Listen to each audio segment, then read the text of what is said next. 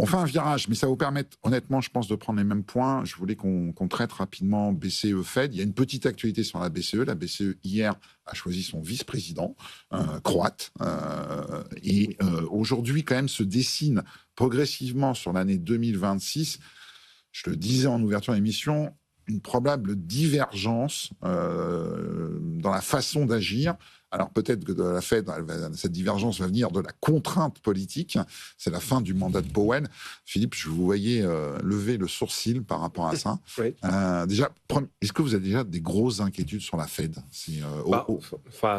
À titre d'institution BPI, non, on n'a pas de grosses inquiétudes sur la Fed. Sur l'avenir de la Fed. Oui. En tant qu'économiste, on ne peut pas être inquiet sur l'avenir de la Fed.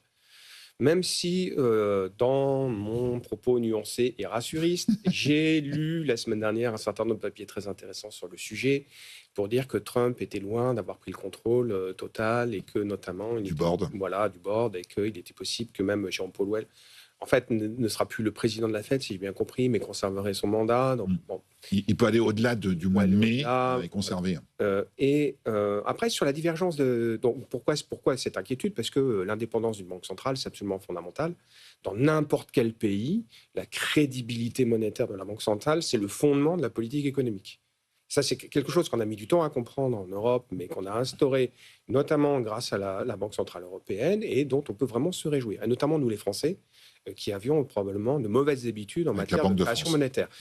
C'est pas que l'institution qui était non, mais l'usage. L'usage et en fait, la politique monétaire, en fait, quand elle est stable et qu'elle est prévisible, les marchés sont beaucoup plus rassurés et l'économie se porte mieux, il y a plus de visibilité, les taux d'intérêt sont plus détendus et les investisseurs ont plus de visibilité. Donc on voit tous ces avantages-là.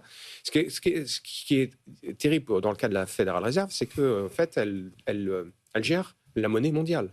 C'est toujours le dollar, 60% des réserves de change, c'est 60% des transactions dans le monde. Il y a la domination du dollar, elle se fait à la fois en réserve et en transactions. L'euro, c'est à peu près 20%. Et après, on tombe à 5-6% avec le yen et la monnaie chinoise, le renminbi. Donc, moi, je pense qu'on ne peut pas être inquiet de se dire que cette Federal Reserve pourrait effectivement devenir beaucoup plus dépendante du pouvoir politique. Pour autant, et là j'ai une petite nuance par rapport à votre introduction, c'est vrai que les politiques ont divergé jusqu'à présent, mais si Trump prend le contrôle de la Federal Reserve, ça va être pour la forcer à baisser ses taux d'intérêt beaucoup plus vite. Et donc là, pour le coup, ça va converger avec la Banque centrale européenne. Et puis, il y a une différence de mandat aussi, je crois que vous l'avez rappelé. L'Europe, c'est que l'inflation, pardon pour le que. Et les États-Unis, il y a activité et inflation. Ouais. Frédéric, sur cette lecture BCE-Fed, sachant qu'on verra avec Marcus, il y a de l'inquiétude aussi à la BCE. De toutes les façons, même si effectivement M. Trump a dans son viseur M. Powell, il ne l'aime pas, on a bien compris, voilà... Bon, on se demande qui il n'aime pas dans l'administration fédérale. Hein. Déjà, il déstructure la statistique américaine. Enfin bon, très bien. Donc à la fin, on va se poser des questions sur les chiffres parce que bon, sur la crédibilité. Sur la crédibilité, parce que bon, il est en train de faire des coupes complètement délirantes. Donc là-dessus, moi, c'est une source aussi d'inquiétude sur la production des chiffres, parce que comme M. Trump nous a montré que quand la réalité ne va pas selon ses prédictions, ce qu'il faut changer, c'est pas ce qu'il souhaite, mais c'est la réalité. Bon, donc on a bien compris que le réel ne lui convient pas toujours. Bon, ce qui est un peu embêtant. Dans le cas de la Fed, elle est dans une situation un peu différente de la BCE, c'est-à-dire que la BCE, elle apparaît rarement, mais de temps en temps, devant le Parlement européen pour rendre compte de ce qu'elle fait.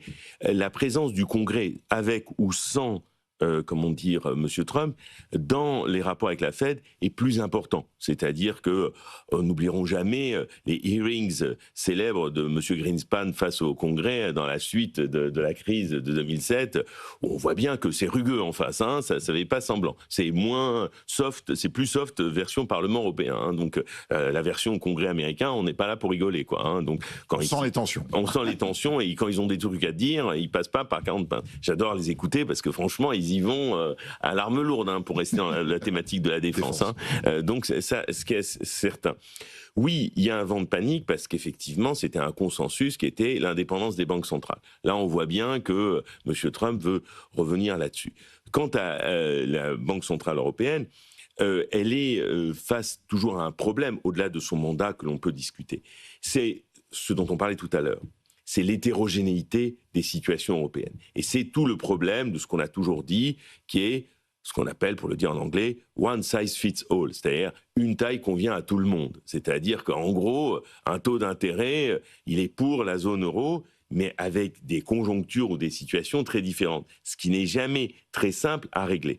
Et je crois que le problème européen, c'est moins le rôle de la BCE qui a joué son rôle autant qu'elle a pu, surtout avec l'inflexion Draghi qui a été, à mon avis, centrale, c'est que c'est toujours le même problème européen. Comment articuler au mieux quelque chose qui a été fédéralisé, qui est la monnaie, avec des budgets nationaux qui restent décentralisés.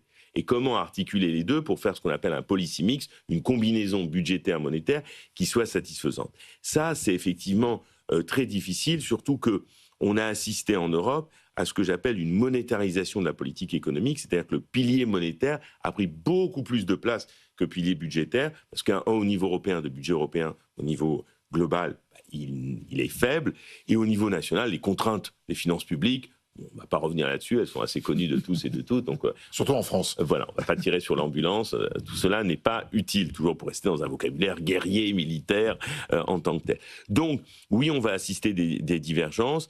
Je crois qu'effectivement, il est nécessaire pour l'Union européenne, évidemment, de garder une politique monétaire qui puisse s'assouplir, parce que les vents mauvais arrivent, hein, et ils sont même déjà là. La guerre commerciale, on en parlait, quoi.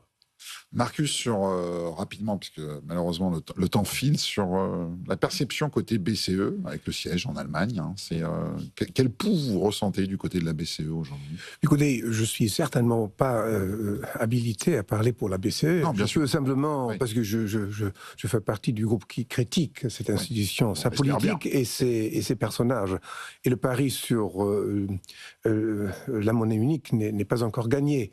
Vous avez parlé à ce point, votre sens. Je pense, avec des déséquilibres financiers et de finances publiques comme en France et dans d'autres pays, je dirais l'incongruité que vous avez cernée ne va pas finir à produire des résultats. Et la Banque Centrale Européenne ne peut pas faire de la politique fiscal policy, même si elle dit toujours, elle prétend toujours qu'elle fait ça pour résoudre les problèmes de transmission de la politique monétaire. Alors, on entre là dans un débat assez macroéconomique ou de politique monétaire. Mais il y a une très grande inquiétude sur la place de Francfort, dans les banques privées, sur l'indépendance de la Fed. Et le jour où la Cour suprême aux États-Unis décide sur le licenciement d'un membre de la Banque centrale... Sachant que la décision peut tomber sur les Cook dès demain. Oui, la place a organisé, sous les guides d'un très très bon chef économiste de la Commerzbank, une tour de table, une conférence téléphonique qui a constaté que l'inquiétude persiste. Pourquoi ? Parce que, vous l'avez dit, la Fed gère la monnaie du monde, on ne peut pas faire sans elle et sans avoir la tranquillité que les décisions prises sont des décisions non conjoncturelles, mais structurelles et inspirées par la rationalité monétaire. Voilà. Et deuxièmement, donc, on voit bien que M. Trump s'attaque à tout ce qui s'oppose à lui. Et je dirais, il veut enfin mettre un terme au partage de pouvoir. Alors que le partage de pouvoir, nous sommes dans le pays de Montesquieu, c'est le fondement de la démocratie. Hein, il n'y a pas de démocratie sans partage de pouvoir. Le Congrès sous Nixon était un autre Congrès beaucoup plus vif que le Congrès sous Trump. Et il y a beaucoup de constitutionnalistes conservateurs aux États-Unis qui s'inquiètent sur la dégradation institutionnelle aux États-Unis. Et je pense on doit mettre tout son espoir dans la vivacité de la démocratie américaine, la vivacité de la société civile, des forces vives qui veulent maintenir un système de partage de pouvoir. Alors, quant à la BCE, elle a appuyé M. Powell, qui était d'ailleurs nommé sur proposition de M. Trump. Ça montre le comportement complètement erratique. Il prend les gens lorsque ça l'arrange et il les jette une fois qu'ils ne font plus la politique qui l'arrange. Alors donc, ce sont des tendances tout à fait inquiétantes et je dirais situation à suivre avec beaucoup d'attention.